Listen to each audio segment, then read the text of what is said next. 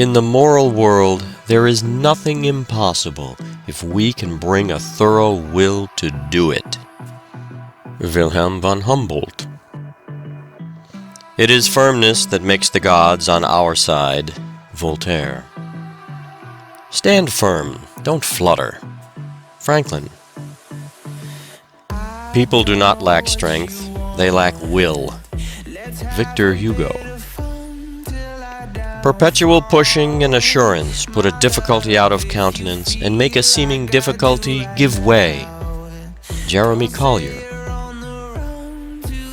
When a firm, decisive spirit is recognized, it is curious to see how the space clears around a man and leaves him room and freedom.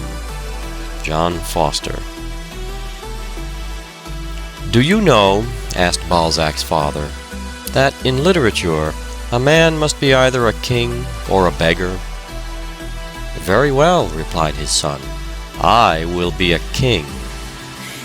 After 10 years of struggle with hardship and poverty, he won success as an author. Why do you repair that magistrate's bench with such great care? Asked a bystander of a carpenter who was taking unusual pains. Because I wish to make it easy against the time when I come to sit on it myself, replied the other. He did sit on that bench as a magistrate a few years later.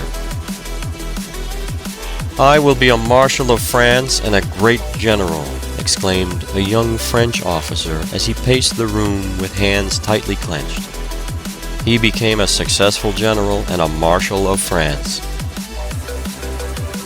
There is so much power in faith, says Bulwer, even when faith is applied but to things human and earthly, that let a man but be firmly persuaded that he is born to do some day what at the moment seems impossible, and it is 50-1 but what he does it before he dies. There is about as much chance of idleness and incapacity winning real success or a high position in life as there would be in producing a Paradise Lost by shaking up promiscuously the separate words of Webster's dictionary and letting them fall at random on the floor. Fortune smiles upon those who roll up their sleeves and put their shoulders to the wheel, upon men who are not afraid of dreary, dry, irksome drudgery, men of nerve and grit who do not turn aside for dirt and detail. Is there one whom difficulties dishearten? Asked John Hunter. He will do little. Is there one who will conquer? That kind of man never fails. Circumstances, says Milton, have rarely favored famous men. They have fought their way to triumph through all sorts of opposing obstacles. We have a half-belief, said Emerson, that the person is possible who can counterpoise all other persons. We believe that there may be a man who is a match for events, one who never found his match, against whom other men being dashed are broken, one who can give you any odds and beat you. The simple truth is that a will strong enough to keep a man continually striving for things not wholly beyond his powers will carry him in time very far toward his chosen goal. At 19, Bayard Taylor walked to Philadelphia, 30 miles, to find a publisher for 15 of his poems. He wanted to see them printed in a book, but no publisher would undertake it. He returned to his home whistling, however, showing that his courage and resolution had not abated. In Europe, he was often forced to live on 20 cents a day for weeks on account of his poverty. He returned to London with only 30 cents left. He tried to sell a poem of 1,200 lines, which he had in his knapsack, but no publisher wanted it. Of that time he wrote, "My situation was about as hopeless as it is possible to conceive." But his will defied circumstances, and he rose above them. For 2 years he lived on $250 a year in London, earning every dollar of it with his pen.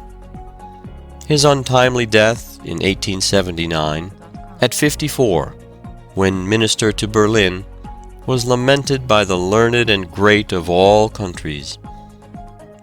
We are told of a young New York inventor who about 20 years ago spent every dollar he was worth in an experiment which, if successful, would introduce his invention to public notice and ensure his fortune and, what he valued more, his usefulness.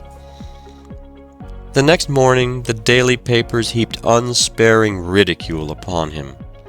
Hope for the future seemed vain.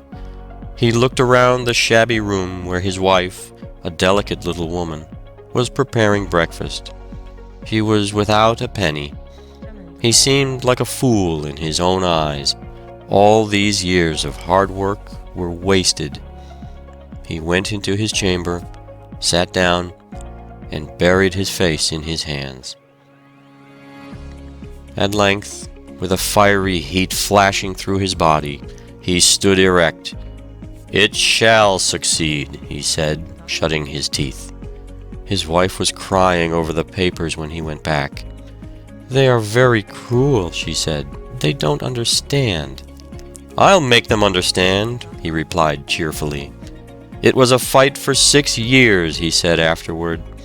"Poverty, sickness, and contempt followed me. I had nothing left but the dogged determination that it should succeed." It did succeed. The invention was a great and useful one. The inventor is now a prosperous and happy man. Napoleon was a terrible example of what the power of will can accomplish. He always threw his whole force of body and mind direct upon his work. Imbecile rulers and the nations they governed went down before him in succession. He was told that the Alps stood in the way of his armies. "There shall be no Alps," he said, and the road across the Simplon was constructed, through a district formerly almost inaccessible. "Impossible," said he, "is a word only to be found in the dictionary of fools." He was a man who toiled terribly, sometimes employing and exhausting 4 secretaries at a time. He spared no one, not even himself. His influence inspired other men and put a new life into them. "I made my generals out of mud," he said. To think we are able is almost to be so. To determine upon attainment is frequently attainment itself. Thus, earnest resolution has often seemed to have about it almost a savor of omnipotence. The strength of Suwarrow's character lay in his power of willing, and like most resolute persons, he preached it up as a system. Before Pizarro, d'Almagro, and de Luc obtained any associates, or arms, or soldiers, and with a very imperfect knowledge of the country or the powers they were to encounter, they celebrated a solemn mass in one of the great churches, dedicating themselves to the conquest of Peru. The people expressed their contempt at such a monstrous project, and were shocked at such sacrilege. But these decided men continued the service, and afterward retired for their great preparation, with an entire insensibility to the expressions of contempt. Their firmness was absolutely invincible. The world has deplored the results of this expedition, but there is a great lesson for us in the firmness of decision of its leaders. Such firmness would keep to its course and retain its purpose unshaken amidst the ruins of the world. At the Battle of Marengo, the French army was supposed to be defeated, but while Bonaparte and his staff were considering their next move, Desailly suggested that there was yet time to retrieve their disaster, as it was only about the middle of the afternoon. Napoleon rallied his men, renewed the fight, and won a great victory over the Austrians, though the unfortunate Desailly lost his own life in that field. What has chance ever done in the world? Has it built any cities? Has it invented any telephones, any telegraphs? Has it built any steamships, established any universities, any asylums, any hospitals? Was there any chance in Caesar's crossing the Rubicon? What had chance to do with Napoleon's career, with Wellington's, or Grant's, or von Moltke's? Every battle was won before it was begun. What had luck to do with Thermopylae, Trafalgar, Gettysburg? Our successes we ascribe to ourselves, our failures to destiny. A vacillating man, no matter what his abilities, is invariably pushed to the wall in the race of life by a determined will. It is he who resolves to succeed, and who at every fresh rebuff begins resolutely again, that reaches the goal. The shores of fortune are covered with the stranded wrecks of men of brilliant ability, but who have wanted courage, faith, and decision, and have therefore perished in sight of more resolute but less capable adventurers who succeeded in making port. Hundreds of men go to their graves in obscurity, who have been obscure only because they lacked the pluck to make a first effort, and who, could they only have resolved to begin, would have astonished the world by their achievements and successes.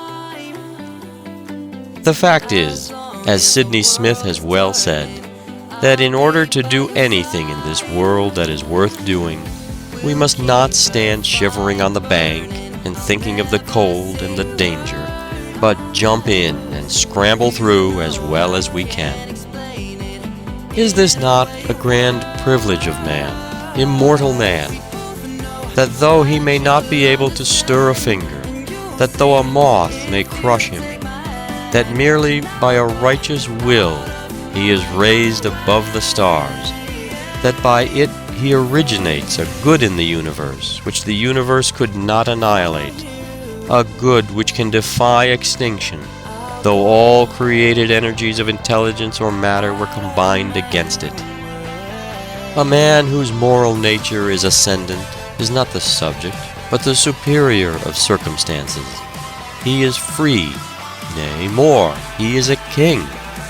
And though this sovereignty may have been won by many desperate battles, once on the throne, and holding the scepter with a firm grasp, he has a royalty of which neither time nor accident can strip him. What can you do with a man who has an invincible purpose in him, who never knows when he is beaten, and who, when his legs are shot off, will fight on the stumps? Difficulties and opposition do not daunt him. He thrives on persecution. It only stimulates him to more determined endeavor.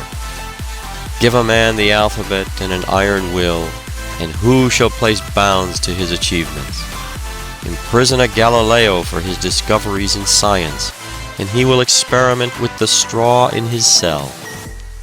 Deprive Euler of his eyesight, and he but studies harder upon mental problems, thus developing marvelous powers of mathematical calculation. Lock up the poor Bedford tinker in jail, and he will write the finest allegory in the world, or will leave his imperishable thoughts upon the walls of his cell. Burn the body of Wycliffe and throw the ashes into the Severn, but they will be swept to the ocean, which will carry them, permeated with his principles, to all lands. The world always listens to a man with a will in him. You might as well snub the sun, as such men as Bismarck and Grant. Hope would storm the castle of despair. It gives courage when despondency would give up the battle of life.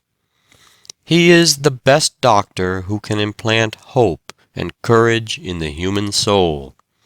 So he is the greatest man who can inspire us to the grandest achievements. Our remedies oft in ourselves do lie, which we ascribe to heaven.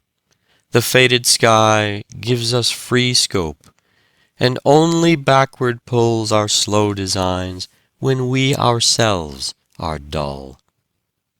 How much I could do if I only tried!